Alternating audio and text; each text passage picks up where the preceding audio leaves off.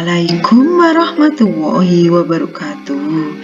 Ibu dan bapak guru hebat dimanapun berada, mohon izin saya Siti Umi Fitria SPD MSI, guru SMP Negeri 8 Salatiga di channel Umi Fitri Espansa ingin menyampaikan yaitu aksi nyata implementasi perencanaan untuk pendidikan berkualitas. Dan ini merupakan pelatihan mandiri di platform Merdeka Mengajar ya. Langsung saja kita mulai. Untuk topik implementasi perencanaan untuk pendidikan berkualitas ini ada 5 modul. Dan 5 modul ini harus kita selesaikan termasuk post-testnya, kemudian baru kita bisa melaksanakan aksi nyata. Aksi nyata yang saya pilih adalah melakukan praktek identifikasi, refleksi, benahi yang dilakukan oleh guru. Dan inilah langkah-langkahnya ya. Yang jelas di sini sudah ada panduannya yang harus kita ikuti. Dan kalau kita tidak sesuai panduan pun kita harus nanti mengulangi lagi ya, sehingga kita mengikuti sajalah panduan yang disediakan langsung. Tetapi tidak ada salahnya kita singgung sedikit materi kaitannya dengan perencanaan berbasis data ya, yaitu dengan 3 langkah: identifikasi, refleksi, dan benahi. Dan ini tahap-tahapnya. Tahap awal kita melakukan perencanaan berbasis data, yaitu dengan langkah identifikasi. Kemudian kita refleksikan untuk mencari hal-hal yang menjadi akar masalah. Nah, selanjutnya kita benahi di tahap benahi. Untuk itu menemukan suatu program yang tepat untuk membenahi akar dari masalah. Kemudian kita juga diberikan lembar rekomendasi ya di rapot pendidikan atau rapot kita, sehingga kita sebenarnya boleh kita ikuti, boleh tidak kita ikuti. Tetapi karena ini berbasis data, yang pastinya rekomendasi yang diberikan itu sudah sesuai dengan keadaan sekolah kita, sehingga tidak ada salahnya kita ikuti. Kemudian dalam mengimplementasikan perencanaan berbasis data ini, tiap satuan pendidikan perlu memberikan jeda agar apa? Agar ini ya dapat ini merefleksi kembali setiap tahapan yang dilalui ya. Kemudian dalam penyusunan RKT ataupun RKAS ya, kita juga menyesuaikan dari rekomendasi-rekomendasi yang sudah diberikan ke sekolah kita. Nah, untuk tahapan identifikasi, refleksi, dan benahi itu di topik-topik yang rapot pendidikan dan sebagainya itu sudah kita pelajari. Yang jelas gambaran utuh tentang perencanaan berbasis data telah didapatkan melalui pembelajaran di topik ini ya. Saatnya kita ya mengimplementasikan semuanya agar pendidikan berkesinambungan dan berorientasi pada murid atau berpihak pada murid. Nah, sebelumnya inilah rapot pendidikan di sekolah saya, yaitu SMP Negeri 8 Salatiga. Saya cepatkan saja. Ada 5 lembar yang saya tampilkan di sini.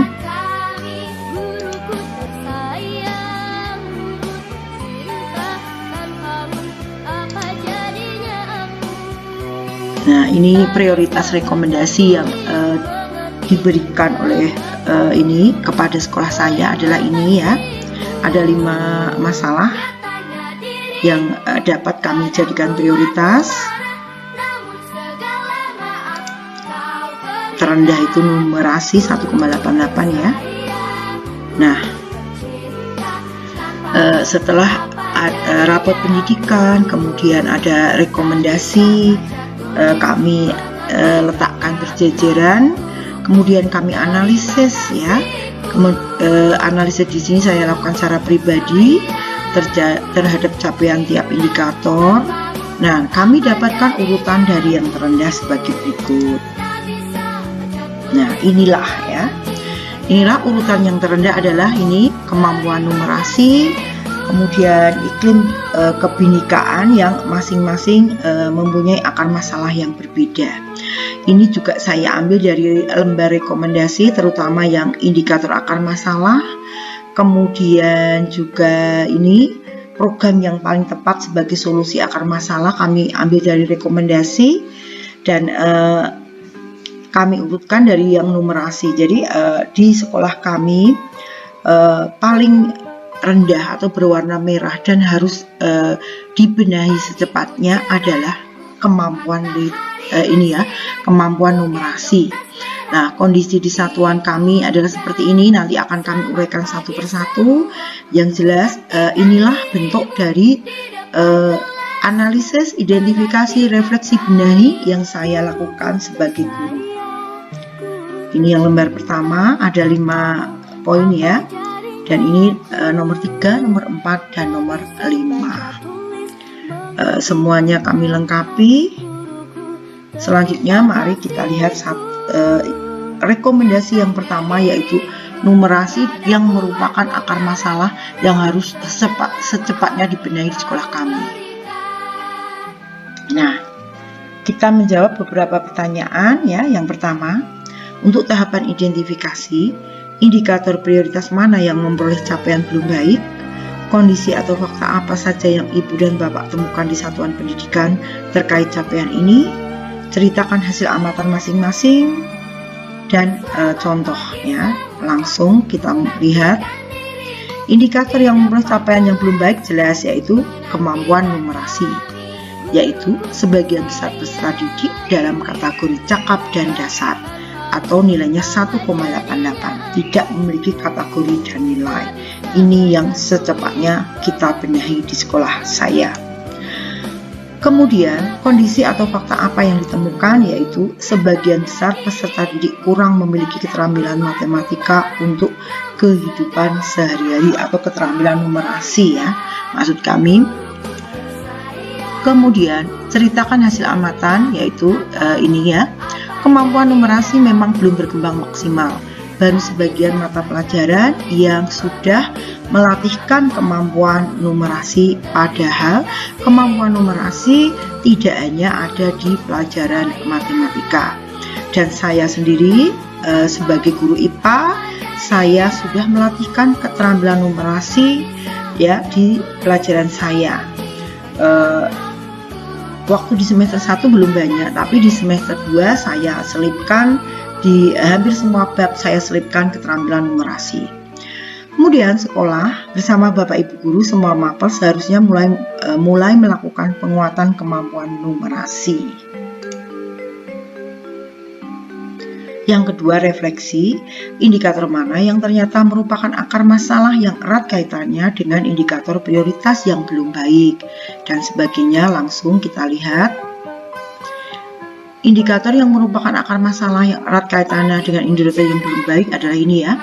Sebagian besar peserta didik dalam kategori cakap dan dasar, terutama dalam kompetensi pada domain bilangan, kompetensi pada domain aljabar, kompetensi pada domain geometri, dan kompetensi pada domain data dan ketidakpastian, kompetensi mengetahui ya, kompetensi menerapkan, dan kompetensi menalar. Ini yang menjadi prioritas. Kemudian kondisi atau faktanya, guru belum termotivasi penuh untuk melatih keterampilan numerasi dalam KBM di setiap mata pelajaran. Ceritakan hasil amatan. Keterampilan numerasi belum optimal karena guru belum juga secara optimal melatih siswa. Guru sendiri sudah ada fasilitas HP Android dan laptop, tetapi karena kurang waktu belum maksimal melaksanakan pelatihan yang hubungannya dengan numerasi di platform Merdeka Mengajar. Yang ketiga, benahi. Program apa yang paling tepat sebagai solusi untuk meningkatkan capaian pada indikator akar masalah? Siapa yang menerima manfaat langsung? Dan sumber daya apa yang sudah dimiliki? Serta apa hambatannya? Mari kita lihat.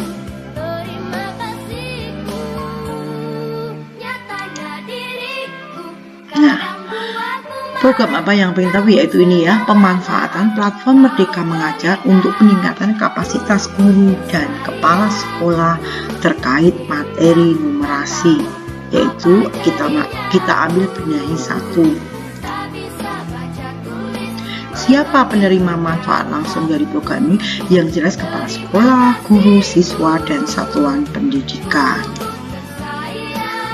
Sumber daya apa saja yang dimiliki satuan pendidikan untuk mendukung terlaksananya program? Semua Bapak Ibu guru memiliki HP Android dan juga laptop untuk mengakses platform Merdeka Mengajar ya. Kalau untuk fasilitas WiFi dan kuota untuk Bapak Ibu guru tidak ada masalah. Hambatan apa yang mungkin terjadi dan perlu diantisipasi untuk implementasi program? Kurangnya waktu luang untuk mengakses PMM karena kesibukan dalam mengajar dan aktivitas kegiatan sekolah yang lain. Terima kasih Bu Eri. Begini Bu Eri minta waktunya sebentar. Kebetulan kan Bu Eri juga guru matematika, lalu juga di kurikulum sebagai kurikulum kan sedikit banyak tahu lah tentang apa. Setelah kita menganalisis dan merefleksi hasil rapor pendidikan tahun ini, kita kemarin kan tahu ya ada 2 akar masalah yang kita temukan. Yang pertama yaitu wawancara dengan salah satu guru matematika sekaligus dia adalah koordinator kurikulum dan juga tim sukses AKM. Itu pada garis besarnya kenapa rendahnya numerasi di sekolah di SMP Negeri 8. Itu yang pertama, pendapat Bu Eri adalah teman-teman guru memang belum melatihkan keterampilan numerasi. Yang kedua, kemampuan siswa membaca soal numerasi itu rendah, apalagi kalau soal numerasi ini dimasukkan atau keterampilan numerasi ini dimasukkan ke dalam bacaan soal yang panjang. Anak sudah malas dulu untuk membacanya. Demikian. Dan inilah dokumentasi ketika saya melakukan identifikasi, refleksi, dan benahi. Dan ini umpan balik dari guru, yaitu dari Ibu Lanjar Hastuti. Dia memberikan umpan balik, yaitu intinya kemampuan numerasi memang masih rendah dan perlu ditingkatkan. Beliau minta agar sekolah memberikan fasilitas ya, entah itu berupa buku atau yang lainnya, termasuk juga beliau menyarankan yaitu ini ya, ada semacam kayak melatihkan, karena beliau masih bingung untuk keterampilan numerasi di bahasa Jawa itu dalam bentuk seperti apa hanya menghitung huruf Jawa dan sebagainya. Nah, beliau belum memahami karena barangkali memang beliau belum mengikuti pembelajaran atau pelatihan mandiri di platform Merdeka Mengajar kaitannya dengan numerasi. Selanjutnya yaitu dari Bapak Dr. Anis Abadi. Beliau itu juga hampir sama dengan Bu Lanjar tadi. Beliau juga ingin sekolah memfasilitasi pedoman yang jelas untuk memberikan keterampilan numerasi kepada siswa. Dan juga beliau mengajak kita semuanya warga SMP Negeri 8 Salatiga, setelah tahu keterampilan numerasi itu rendah, mari kita sama-sama untuk membenahi agar keterampilan numerasi pada siswa itu meningkat, tidak lagi rendah untuk tahun-tahun selanjutnya. Kemudian untuk umpan balik dari siswa diwakili oleh ini ya, Dewa kelas 7C. Intinya memang di kelas dia atau dia sendiri itu belum menerima keterampilan numerasi yang dilatihkan oleh Bapak Ibu guru. Baru menerima sedikit, yaitu dari memang pelajaran IPA dan matematika sendiri kan memang pasti ada keterampilan numerasinya. Dan dia menginginkan semua mapel melatihkan karena keterampilan numerasi menurut dia itu ternyata bermanfaat sekali dalam kehidupannya. Kemudian juga dari Jessica 7B, dia juga hampir sama dengan Dewa, ingin semua mata pelajaran mengajarkan keterampilan numerasi ya, karena akan sangat bermanfaat bagi dia dan teman-temannya ketika terjun di masyarakat, baik untuk sekarang maupun juga nanti kelak dia dewasa, seperti itu. Nah, demikian tadi aksi nyata implementasi ya, satuan pendidikan yang berkualitas berbasis data ya. Semoga bermanfaat konten ini. Mohon maaf jika ada kesalahan banyak-banyak ya. Karena apa? Karena saya manusia biasa, tidak sempurna. Semoga konten ini bermanfaat. Saya akhiri. Assalamualaikum warahmatullahi wabarakatuh. Terima kasih.